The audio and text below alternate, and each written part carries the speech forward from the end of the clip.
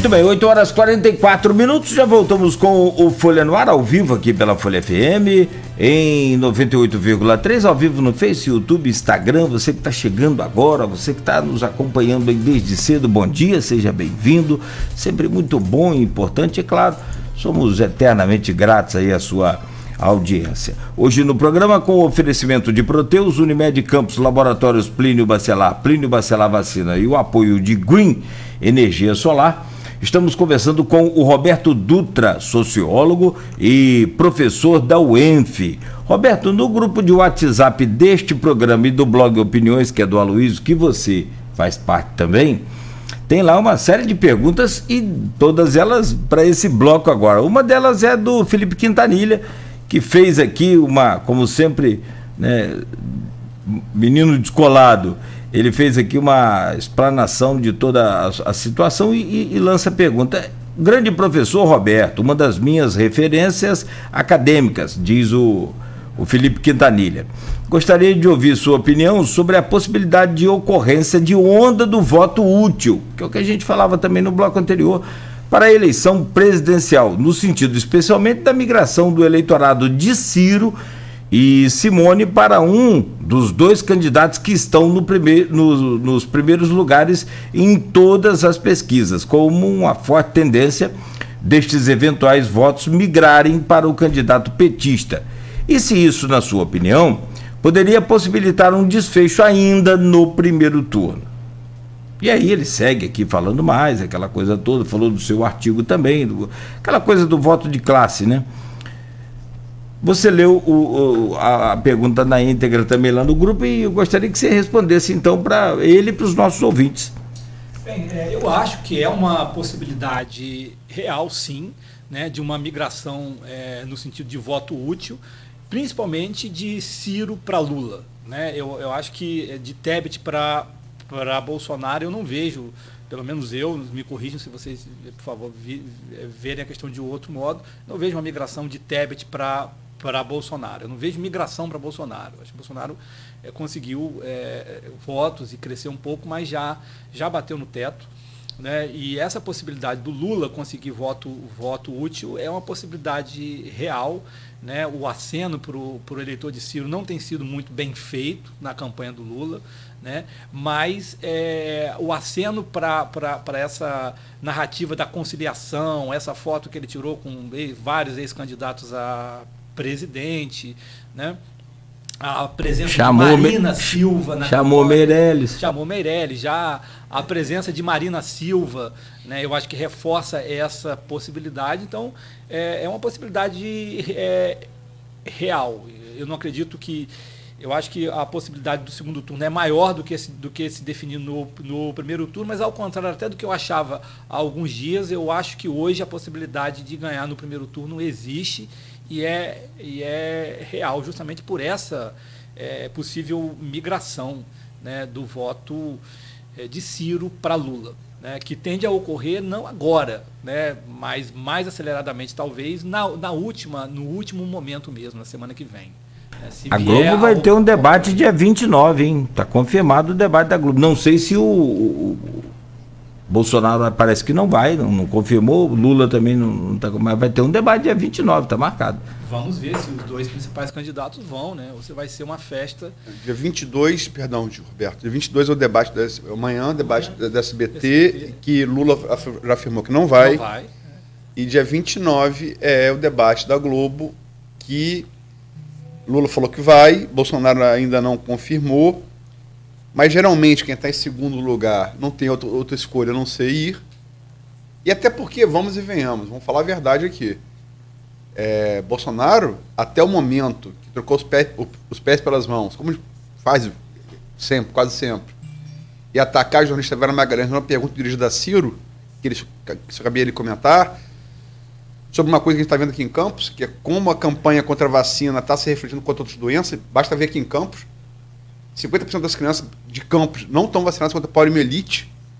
Então, a fundamento da pergunta de Vera Magalhães está posto aqui em Campos, né?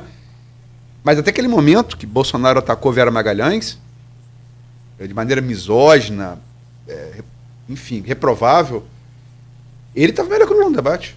A verdade é essa, sabe melhor. Então, é só em relação ao voto útil. O voto útil, vamos analisar, com base nas duas pesquisas que a gente teve nessa semana, as duas segunda-feira. A FSB, Instituto FSB, contratado pela BTG, que é o Banco de Investimentos fundado por Paulo Guedes, né, ministro da Economia de Bolsonaro, portanto, insuspeito, ou deveria ser pelo menos, é quem consegue juntar Lé com CRE, e a IPEC, que é o antigo Ibope, né? O voto útil, ele aparece, sim, na FSB. Né? Lula cresce 3 pontos na consulta estimulada no primeiro turno, fora da margem de erro, que é de 2 pontos. Então, o crescimento real, o Lula vai de 41 para 44, 3 pontos.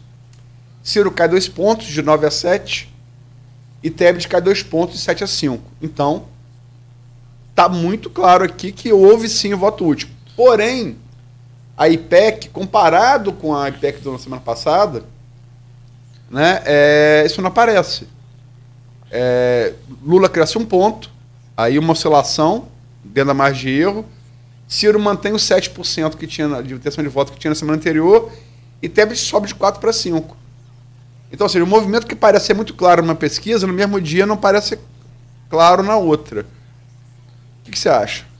Olha, eu acho que a dúvida sobre as pesquisas... Só chega para pertinho aqui, por favor. Pode chegar mais.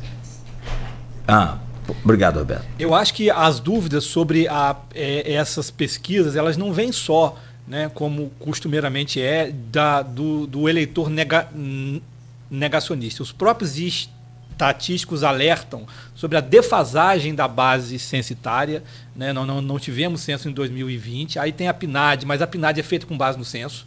Então, o nível de incerteza, né, cientificamente orientado sobre essa pesquisa é maior. Então,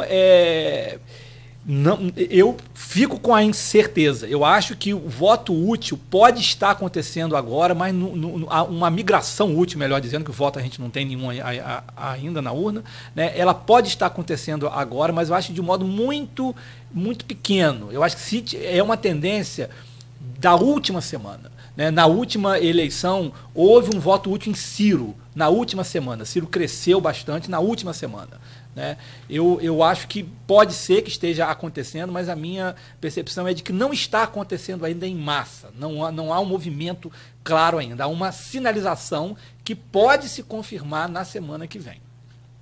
Veja bem, a pesquisa, é bom te falar, pesquisa ela não é feita para adivinhar futuro, não é esse o objetivo, né? Adivinhar resultado. Pesquisa é feita para captar tendência presente. Pesquisa é tendência. Eu sempre falo, você vê aqueles desfiles de moda em Paris e Milão. As mulheres usam aquelas roupas? Não usam. Aquilo ali é a tendência daquela estação. As roupas vão ser feitas a partir daquela tendência, dita tendência. Pesquisa isso. Não é a roupa que você vai vestir, é mais ou menos para onde está caminhando. Que gola mais alta, gola mais baixa, é isso que a pesquisa é. As cores, né? Sim, exatamente. Qual o caminho? Está indo para onde? Se você olhar as pesquisas, sinceramente, pode ser analfabeto. Sério. Se você olhar o gráfico, você não precisa saber ler. Você vê o gráfico se movimentando. Basta enxergar. Bolsonaro tem 3 momentos claros de crescimento. Claros.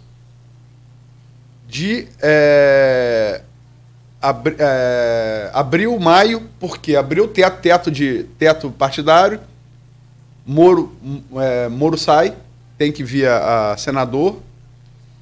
E em maio, mesmo tendo conseguido vencido a convenção, Dória sai também porque não consegue unidade do PSDB. Então, ali Bolsonaro cresce uns 6, 7, 8 pontos, herdado por gravidade de 2 candidaturas centro-direita que saíram. Ele herdou. Segundo movimento claro de crescimento do Bolsonaro, claro. Final de julho e início de agosto. Ataque situado neopentecostal dele, da esposa, ao PT, até usando fake news, mas o fato é que funcionaram.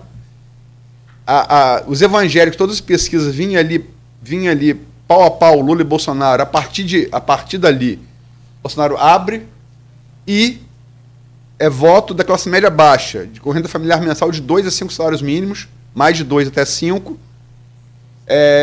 derivado da sensação de redução do preço dos combustíveis. E o Auxílio Brasil não veio até agora, esse voto não veio, esse voto não chegou. Que era a bala de prata, que até agora é um tiro no pé. Pode ser que mude nessa eleição, né, uma semana, é possível, mas até aqui não fez efeito nenhum.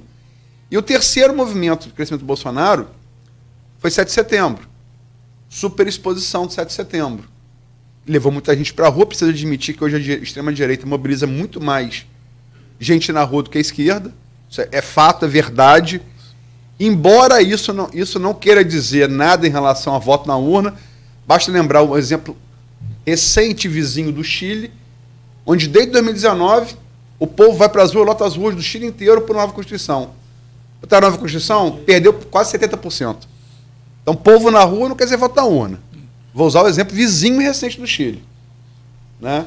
Mas, de fato, o Bolsonaro botou muita gente na rua, capturou o 7 de setembro, só que ele deu um azar. Garrincha falou para a Viola combinar com os russos, ele não combinou com a rainha. A rainha da Inglaterra morreu no dia 8, sufocou no mundo todo qualquer outro assunto. Então, não deixou residual.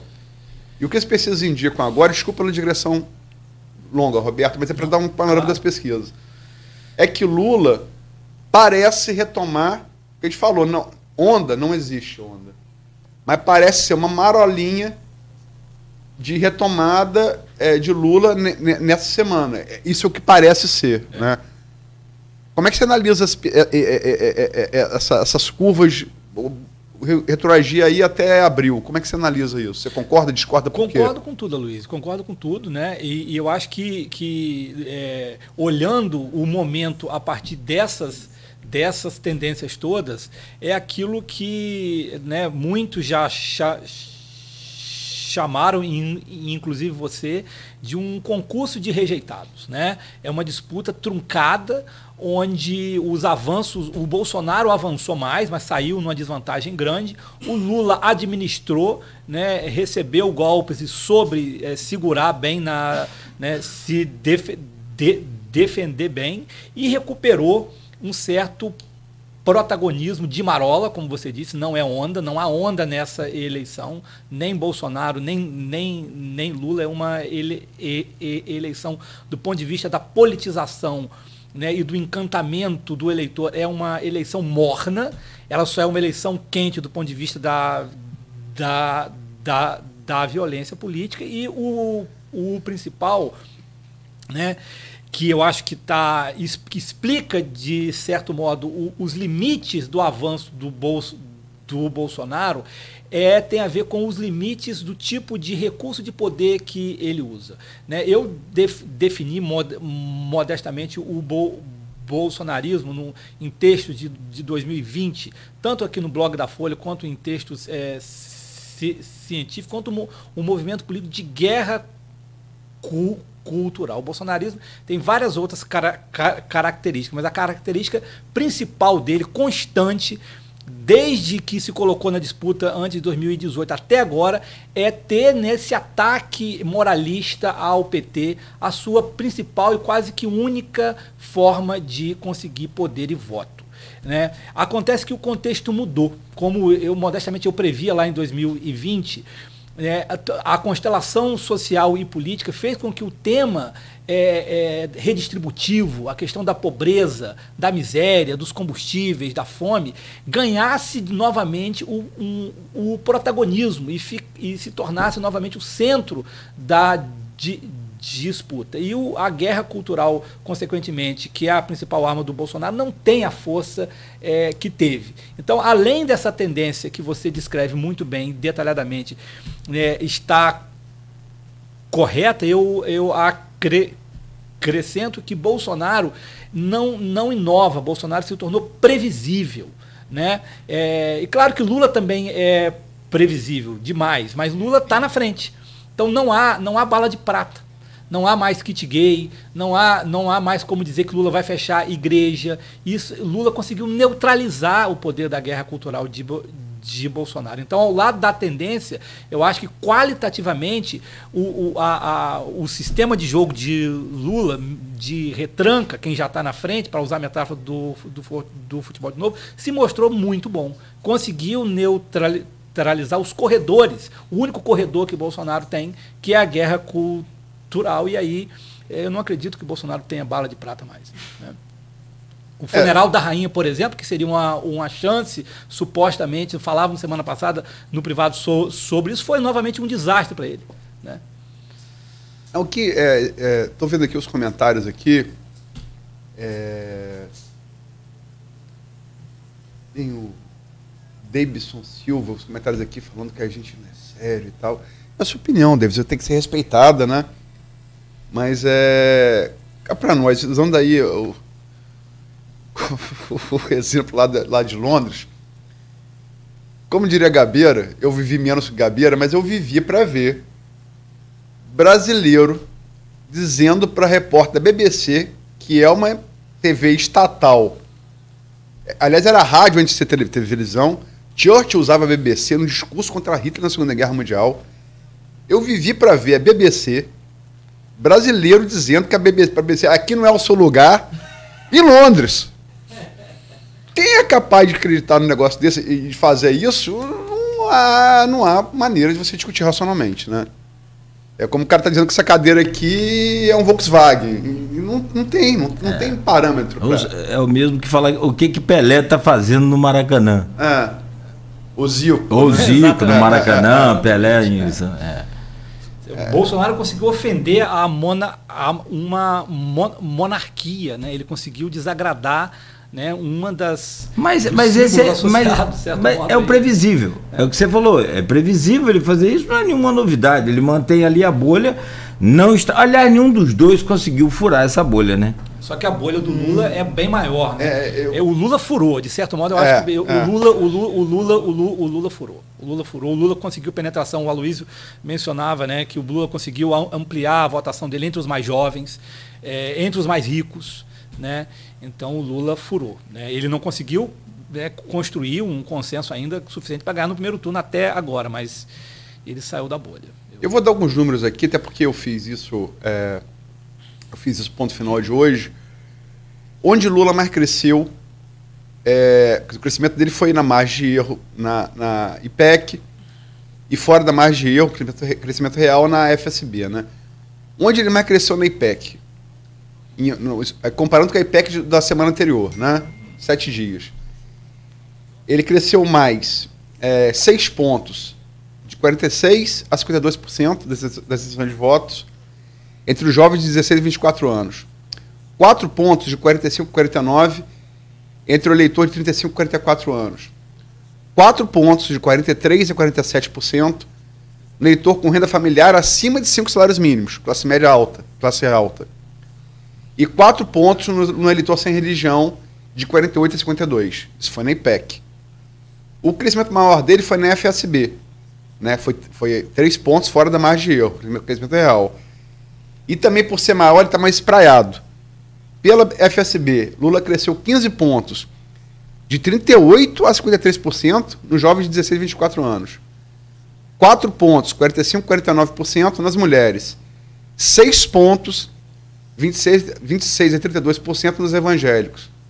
11 pontos, de 46% a 57% nos sem religião. 8 pontos, de 48% a 56%, entre 1 a 2 salários mínimos. 6 pontos, 25% a 31% no eleitor acima de 5 salários mínimos. 6 pontos, de 56% a 62% na região Nordeste. 5 pontos, de 34% a 39% na região Sudeste, que todos os analistas dizem que é onde a eleição vai ser definida, né? E outros 6 pontos, de 41% a 47% no voto das capitais. Esses foram as faixas, segundo as 2 pesquisas, onde Lula mais cresceu. E para quem fica dizendo que Bolsonaro foi perguntado ontem em Nova York sobre pesquisa e respondeu ao jornalista, abre aspas, Bolsonaro, se você acredita em pesquisa, não vou falar contigo, fecha aspas. Eu usei aqui quais institutos? FSB e IPEC, correto? O que eu usei aqui, né? Então vamos lá, vamos BTG, FSB e era Ibope de 24 de setembro de 2018.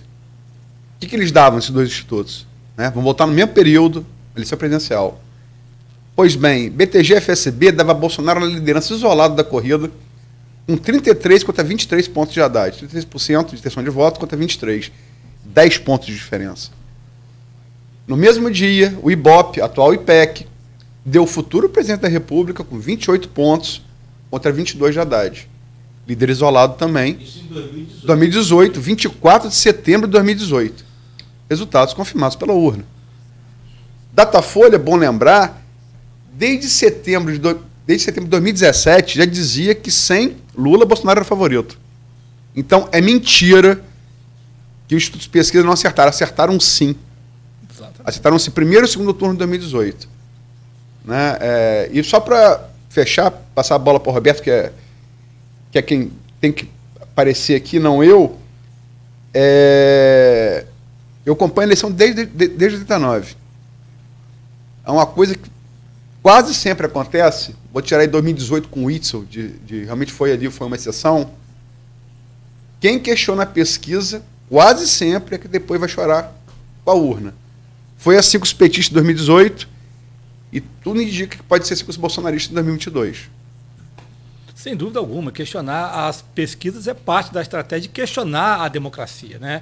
As pesquisas, de certo modo, fazem parte, né, dos instrumentos informais de previsão da política, que erram às vezes, mas não erraram nas últimas eleições, como em 2018, favorecendo ao Bolsonaro. Então, até nisso, o Bolsonaro se tornou previsível, né? Vamos questionar as pesquisas para depois questionar as urnas. Então, é o negacionismo de sempre, que, sinceramente, já se tornou tão previsível que eu acho que não vai surtir efeito fora da bolha, né? Então, toda essa política é a mesma política de guerra cultural contra tudo, né, que possa ameaçar, né, a convicção da bolha. E a guerra cultural contra as pesquisas, depois a guerra cultural contra as urnas, só que isso só serve para alimentar a bolha. Ou seja, parece que o Bolsonaro, né, de certo modo, já contabilizou a derrota quando ele faz isso, e está simplesmente vislumbrando a coesão da sua base eleitoral e política no pós-eleição,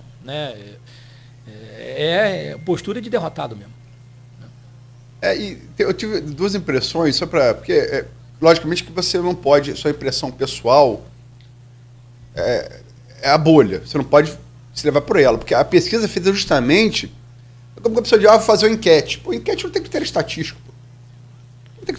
Pode até ser uma coisa válida, mas você não pode dizer que a enquete é o retrato de um país de tamanho do Brasil, da população do Brasil. Enquete é você perguntar para os seus amigos, né? Outra não, mas ainda que seja na rua. Você pode encontrar uma coisa que não seja a expressão da realidade. Mas essas pesquisas que apontam essa moderado, é uma marola, é uma tendência moderada, não é onda. Crescimento de Lula na reta final, né? Duas pessoas vieram falar comigo ontem. Uma antibolsonarista, a outra eleitora de Bolsonaro. Eu não vou citar os nomes, mas uma é uma mulher que foi no salão de beleza famoso aqui de Campos, cujo dono é bolsonarista, aquele mais ferrenho, mais chato. E estavam as manicures, homens e mulheres, salão grande, salão que tem de classe média alta, classe média, classe alta, pare de me demitir. Lula. Eles não verbalizavam isso. Sentindo que está chegando na reta final e Lula está liderando, perderam medo de falar. E a outra pessoa que eu conheço é setor do agronegócio, e falou que lida com vários peões, né, tanto no campo quanto no beneficiamento do produto, né? Senão vou entregar quem é a pessoa, se eu falar mais. Então trabalha nas duas pontas. E falou que os peões também toda semana é Lula. Ou seja, realmente parece que o Felipe Souza, cientista político fantástico da Quest, com um doutorado no UCLA, da Califórnia, Tava correto. O voto envergonhado nessa eleição, como foi de Bolsonaro em 2018, parece ser o de Lula. Eu também acho, Luiz, eu também acho. E um voto envergonhado por razões morais e até mesmo medos de violência física, muitas vezes. O medo de demissão, quando uma funcionária de um salão diz pode me demitir, ela também não está brincando. Ela está contabilizando esse risco. Bem lembrado, eu acho que essa é uma possível tendência que pode definir. Né, o voto envergonhado em Lula, o voto dos pobres, o voto silencioso. Né, nas eleições do passado, a esquerda fazia barulho nas ruas e perdia nas urnas, né, quando era PSDB versus PT e o PSDB no governo. Hoje é um pouco o contrário. A direita domina as ruas, a direita não tem vergonha e a esquerda um pouco envergonhada, sem maioria nas ruas, mas com essa possibilidade de um voto silencioso envergonhado, mas que é voto. Conta, né? Roberto, são 9h10. Cristiano, dá um desconto que a gente começou tarde também, Nogueira. Vou fazer a última pergunta, ok? Fechado. Combinado. Ciro fala muito, Tebet também fala, e não é mentira, que quem instalou essa polarização do nós contra eles na política brasileira foi o PT. Isso não é mentira. Né? Sobretudo quando o barco começou a fazer água no governo Dilma. Né? E sobretudo naquele período do impeachment. Né? Foi muito nós contra eles. Inclusive reeditando o Não Passarão. É muito bonito o Não Passarão e tal, mas tem que lembrar que quem usou isso na Guerra Civil Espanhola foram os republicanos da Espanha. E os nacionalistas conservadores da Espanha passaram com a sola do coturno sobre as cabeças dele. Então, não foi muito exitoso na origem dos anos 30 na Europa. É bonito, mas não dá muito certo. Mas começou ali com o PT. Né? E foi elevado nessa guerra cultural que você bem colocou, né? Com uma simbiose de olavismo com o Steve Bannon, o ideário de Olavo de Carvalho com os instrumentos de Steve Bannon, testados na Cambridge Analytica, no Brexit, com Boris Johnson, depois com Trump, tudo em 2016, e afinados esse processo com rede social para 2018 em Bolsonaro, eles tiveram êxito em pegar isso que já existia, implantado pelo PT, e elevar isso à enésima potência. No entanto, apesar desses votos aqui dos ricos, que tanto a BTG quanto a FSB deram, que Lula cresceu está crescendo na reta final, entre votos dos ricos também, o prêmio classe média alta para classe alta, me parece inegável, sobretudo assim como o eleitor de Bolsonaro é muito resiliente, impressionante. Eu nunca vi coisa igual. Isso eu nunca vi. Tirar o chapéu. Nunca vi coisa igual. A resiliência do eleitor Bolsonaro é uma coisa impressionante. Né? Mas essa resiliência também existe não tão ruidosa, mas existe claramente no eleitor pobre. Do Lula. Até ontem, 2 salários mínimos. Que agora está se libertando, talvez. Mas ele claramente não aceitou ter o voto comprado pelo aumento do Auxílio Brasil, R$400, R$600. Não aceitou. E demonstra um pragmatismo que podia ensinar as classes sociais mais abastadas. Menos delírio e mais carrinho de compra. Exatamente. Você acha que realmente essa eleição, se configurar esse resultado, é uma expressão de uma luta de classe no Brasil? Eu acho que a luta de classe nunca esteve ausente, né? E ela, nessa eleição, ela é mais fácil de ver, né? Mas ela não é tudo, né? É uma luta de classes truncada, uma luta entre frações de classe. Não dá para dizer que Bolsonaro é um candidato das elites. Né? Não é uma luta de classes entre povo e as classes populares contra as elites. O Bolsonaro tem um voto de classe média, na última eleição teve um voto popular grande, continua tendo um voto popular evangélico muito grande. É uma luta de classes, mas muito mais complexa do que os esquemas interpretativos marxistas clássicos ou até mesmo com concepções novas como elite do atraso versus povo dão a entender. Então, dentro das classes tem indivíduos também. Eu gosto sempre de lembrar que a classe não explica tudo. Os indivíduos se movimentam, os indivíduos observam a situação com a sua bagagem de classe e conseguem, em alguma medida, transcendê-las, né? Se não fosse assim, o eleitor pobre teria sido comprado pelo Auxílio Brasil. Se o voto de classe determinasse tudo, ele teria sido comprado e não foi. Existe individualidade. Existe classe, mas existe individualidade. Eu acho que a luta de classe é um elemento importante, sim, mas eu não acho que é um elemento tão importante quanto muita gente acha, não. Eu acho que, desculpa eu falar sobre o Auxílio Brasil, assim, que o que a Luiz falou, a noiva aqui é você, nós somos só convidados de olhar. Quem tem que aparecer é você. Mas você não acha que essa coisa do Auxílio Brasil, não só por essa coisa de pegada Lula, né, eu falei aqui que vi na Caixa Econômica aqui de Campos uma senhorinha recebendo o Auxílio Brasil com o cartão do Bolsa Família. Pô, cara, é a mesma coisa que eu ser torcedor do Fluminense chegar com o cartão do Flamengo. Essas coisas de marketing aí a gente aconteceu entende. Uma escolinha do Fluminense esses dias, inclusive. O que houve? Torcedores, membros da escolinha cantando o hino do Flamengo na escolinha do... Isso é fake.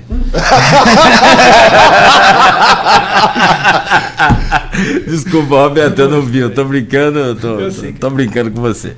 Mas assim, cara, claro, toda criança sonha jogar no Flamengo, mas ele, para aprender futebol, ele tem que começar no Fluminense. Mas assim. Igual a Pedro, né? Igual a Pedro. Pô, Pedro, Gerson, tem grandes craques ali, e que bom por isso, né? Que bom. Mas o que eu quero te perguntar é que essa coisa da eleição atrelada ao cartão, ao benefício, ao socorro imediato, que eu sou plenamente a favor. Tem gente da minha família que não que acha que não. Falei, dorme com o seu filho pedindo fome, pedindo uma comida com fome. Depois você vem me falar se você é a favor ou contra. Não existe aí um desencontro. Ele deu o Auxílio Brasil, mas em compensação o óleo está a R$9 eu falo a lata, meus filhos quase me matam. Óleo não tá, óleo de cozinha não está a R$9, chegou a 11. O arroz não chegou a 25. Mas não tem nada a ver com, mas caiu na conta dele. Você acha que isso aí, o Auxílio Brasil não surte? Porque teve o menino comentou aqui que o Auxílio Brasil vai cair dia 2, 58 milhões de votos só do Auxílio Brasil. Você não acha que o Auxílio Brasil, não dá para compensar a fome ainda? Não dá para compensar a fome, e esse é um cálculo eleitoral pragmático que certamente é feito pelos beneficiários do auxílio, mas há também um outro fator que é a superestimar o papel dos auxílios, inclusive do Bolsa Família, na definição do voto, né? O voto pragmático, materialista no Lula e na Dilma em 2010, ele não foi só um voto resultado do Bolsa Família, foi uma combinação de melhorias nas condições de vida material dos mais pobres. O salário mínimo que cresceu e o poder de compra do salário mínimo que cresceu. Então o auxílio, o salário mínimo e o salário real, o poder de compra. Então, quando o Auxílio Brasil, né, aparece como mágica eleitoreiro num contexto onde ele não resolve as condições de vida, o eleitor faz uma leitura muito mais complexa, o eleitor popular, do que uma visão de classe média, às vezes preconceituosa, de que o eleitor popular vota só com o estômago, imagina que esse eleitor faça. O eleitor aprende, o eleitor observa o passado e ele não vota só com olhar no auxílio, né? Ele entende aquilo ali como um pacote de melhoria de vida. O lulismo ensinou isso, né? A gente tem que respeitar esse voto, assim como tem que respeitar todo o voto. É um voto que aprendeu, né, como funciona essa combinação entre salário mínimo e real, expresso no poder de compra, complementado pelo auxílio. As pesquisas sobre as vitórias petistas nas eleições anteriores deixavam claro, o salário mínimo possuía um poder de explicação do voto muito maior do que o Bolsa Família. Então, Bolsonaro tentou comprar o eleitor e subestimou. Isso subestimou a inteligência do eleitor, achando que o eleitor opera com uma variável só, né? E assim como subestima o eleitor achando que o eleitor pobre vai só votar por causa de guerra estrutural e esqueceu que o eleitor compara, né, o Auxílio Brasil com o Bolsa Família e vê que falta muita coisa. Vem só o Auxílio Brasil de última hora e sem o salário mínimo, sem poder de compra, a inflação alta. Então, é um voto pragmático, mas o voto pragmático, como a Luísa ressaltou bem, não quer dizer um voto cego. O pragmatismo é muito positivo. O pragmatismo não tem nada de picaretagem, de falta de visão. É você ver os seus interesses da melhor forma possível. E o voto popular, muitas vezes, tem essa clareza até maior do que muito voto erudito e abstrato, né? Eu acho que essa questão, assim, mesmo mudar de entender, não é nem uma pergunta, é um comentário. Um CAC, algum praticante de tiro, ou caçador, ou colecionador de arma, se Lula começasse agora a defender a arma,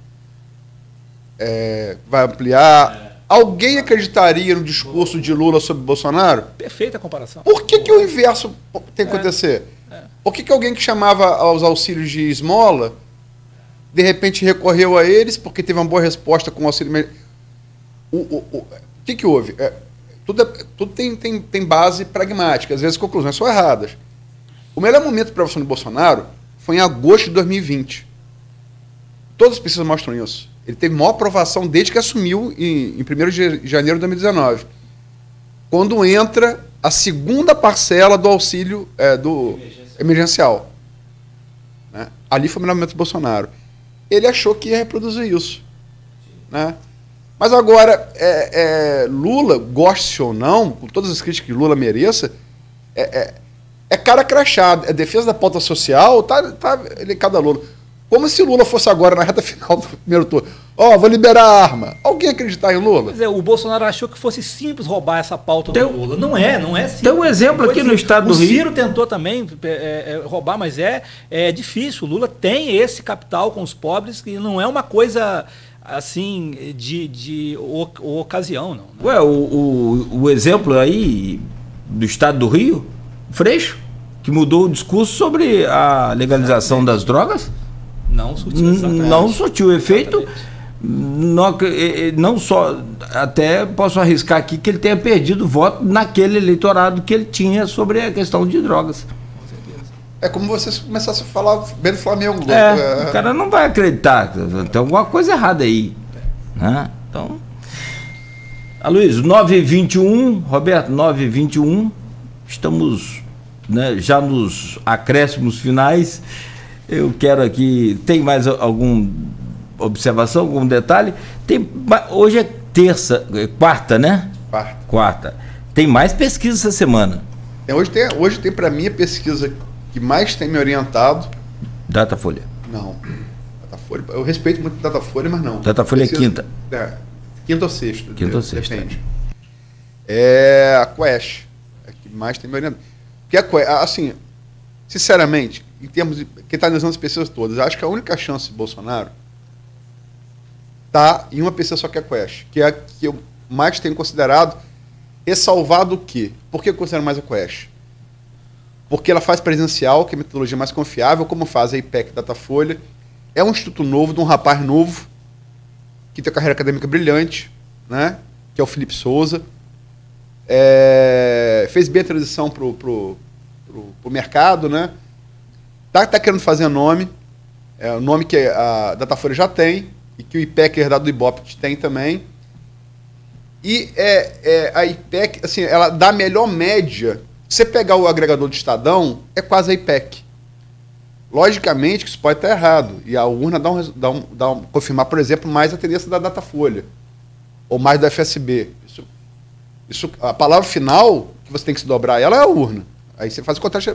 Até lá tudo eu acho que, suponho que, com base em algum pragmatismo, mas sem certeza. E a Quest deu, na comparação com a da semana passada, na quarta-feira anterior, a rejeição, porque é preciso, às vezes, hoje em dia você tem que ressaltar o óbvio, né? Primeiro turno é intenção de voto.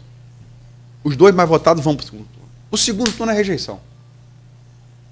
A rejeição, o primeiro turno é o piso, voto.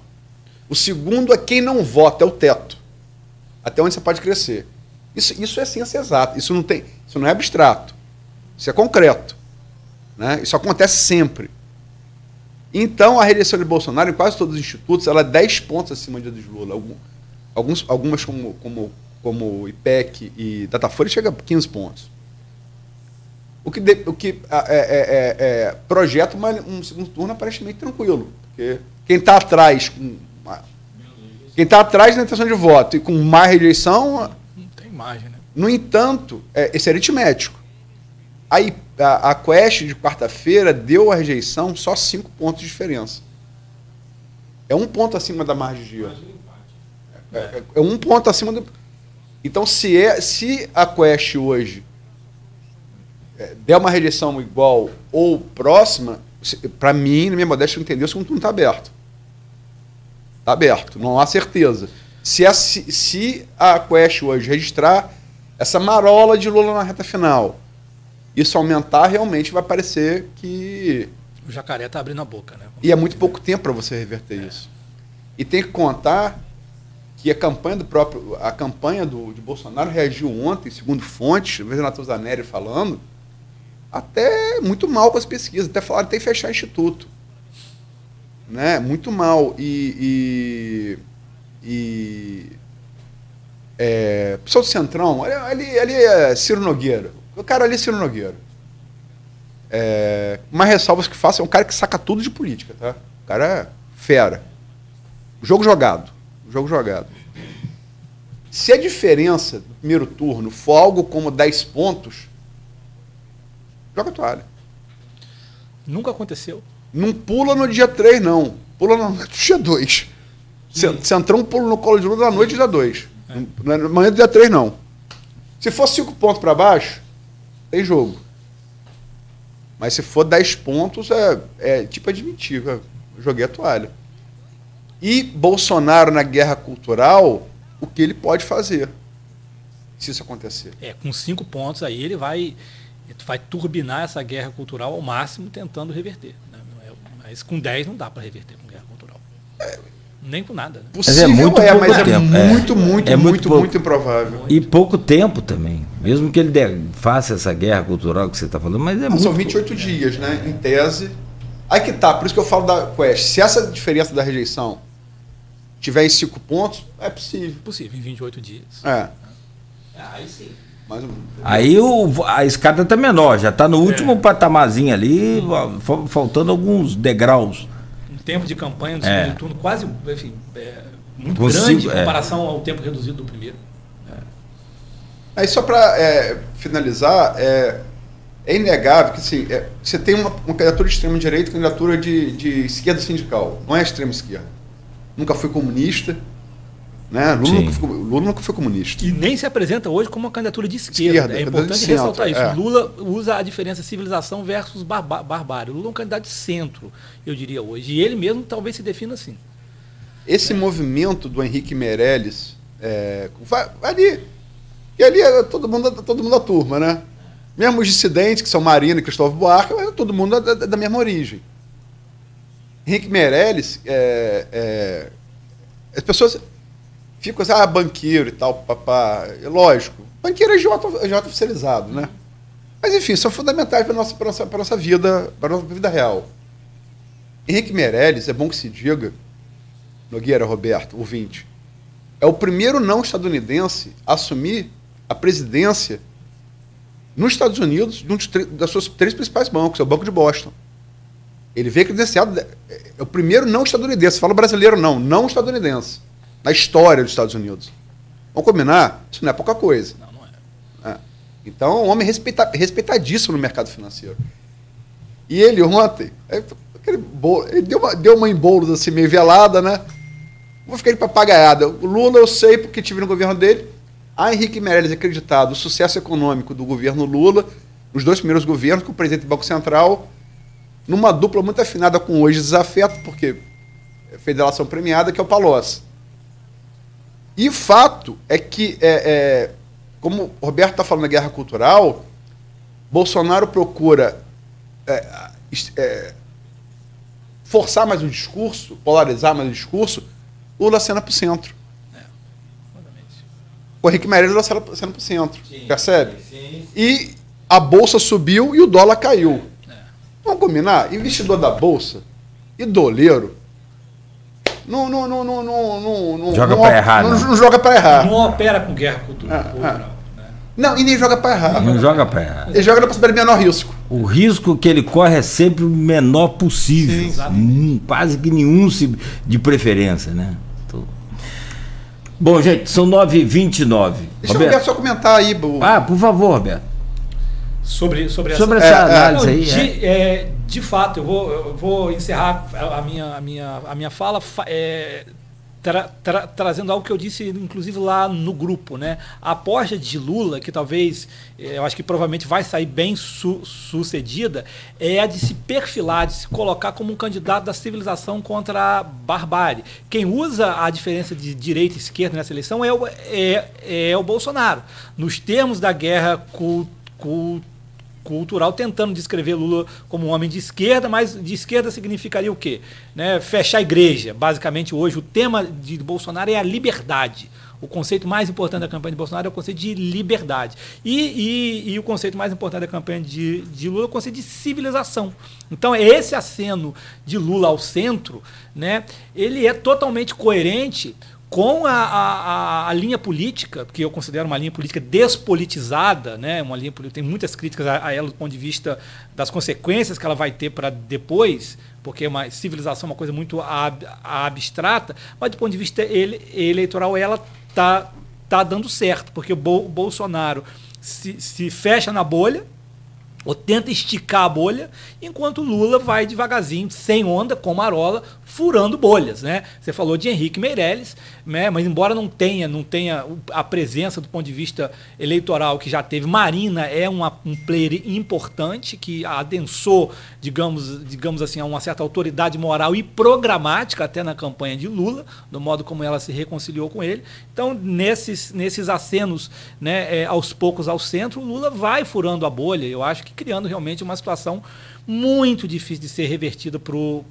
Bolsonaro, seja no primeiro ou no segundo turno. Apesar dessas dúvidas sobre as pesquisas, eu continuo dizendo que eu acho que é muito difícil do Bolsonaro reverter isso por esse estilo de jogo que os dois players estão demonstrando, né? Perfeito. Roberto Dutra, sociólogo e professor da UF. Muito obrigado pela presença, obrigado pela participação no programa. Sempre, né, como a Luísa falou, com sua parcimônia, né, e que deve ser, eu acho bacana e admiro você por isso. Obrigado, um grande abraço. Eu e a torcida do Flamengo aqui, ó, falando de você aqui. O Maurício Batista também falando. Boa análise aí do Roberto, descrição colocada, são perfeitas. Obrigado, Cláudio, obrigado a Luísa, é um prazer encontrar vocês aqui, vim aqui sempre pela manhã. Seja bem-vindo sempre. Aloysio, obrigado por hoje, amanhã de volta às 7h25. Para me benzer, porque hoje tudo que aconteceu comigo aconteceu. Acordei com o piripiri, esqueci o óculos, peguei o de cola emprestado para ler, porque você não conseguia ler, fiquei tonto. Tive que botar o ponto final, o WhatsApp desarmou. E, enfim, fazer entrevista com o Roberto, que é sempre um prazer, aprendo muito com o Roberto. E o Roberto tem uma característica que eu acho muito interessante. A análise dele, que é uma virtude que nem todo acadêmico tem. Né? O analista, ele é separado do cidadão. Isso é importante. Né? Eu falei aqui há 2 anos. Certeza que ninguém sabe em quem ele vota. Pela entrevista de hoje, não tem como definir quem ele vota. Isso é interessante. Eu falei aqui há 2 meses. Eu não voto Cláudio Castro. Mas do meu ponto de vista, está eleito. Falei isso há 2 meses. Quando ele estava em empate. Você tem que tirar uma coisa da outra. Não é você. Não dá para ser imparcial em alguma medida, né?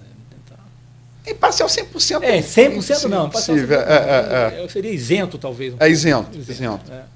Acho que a grande virtude de suas análises, fora o cabedal que ele tem para poder dar base, né, às análises, né, é um dos bons intelectuais da geração dele em campo, geração um pouco posterior, um pouco depois da minha. E é isso. Vamos ver aí o que esses 11 dias nos reservam, né? Eu espero que, assim, qualquer que seja o resultado, que seja o resultado, primeiro turno, segundo turno, que ele seja aceito democraticamente. Cara, que não morra mais ninguém essa eleição, né, cara? Eu confesso que tem um fator, se tiver segundo turno, a final da Libertadores vai ser no sábado, a eleição segundo turno no domingo. Eu estou torcendo para resolver no primeiro turno, para eu não ter que ficar me dividindo emocionalmente entre as duas disputas. Eu vou privilegiar, obviamente, a Libertadores. Então, depois que eu vi que essas datas estão quase batendo, eu estou torcendo para o Lula levar no primeiro turno. Ninguém já fechou aqui, né? Não, fechou não. Não? Você está brincando? Não.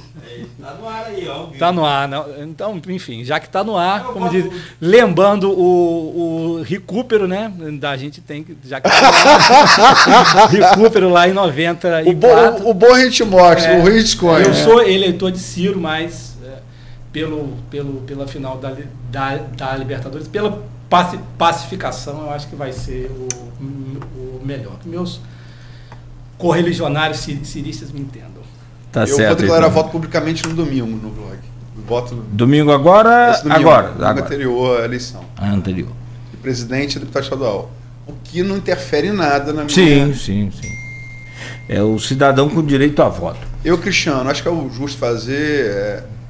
É ver comunicação, você tem que saber como quem dirige esse grupo de comunicação, esse grupo de comunicação pensa e saber que isso não interfere na linha editorial desse grupo. Perfeito. Bom, então, aí amanhã... Amanhã Marcelo Viana, cientista social, amanhã por Skype, né? Porque ele vai estar em São Paulo. Ah, beleza.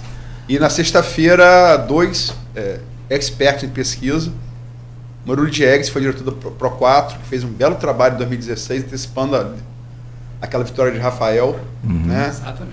E o William Passos, geógrafo de especialização doutoral em estatística pela IBGE, que é a grande escola de estatística, não só do Brasil, como da América Latina. Perfeito. Então, de volta amanhã às 7h25 com o Folha no Ar. Por hoje, muito obrigado a você que nos acompanhou. A gente volta então amanhã. Oferecimento de Proteus, Unimed Campos, Laboratórios Plínio Bacelar Vacina e Green Energia Solar.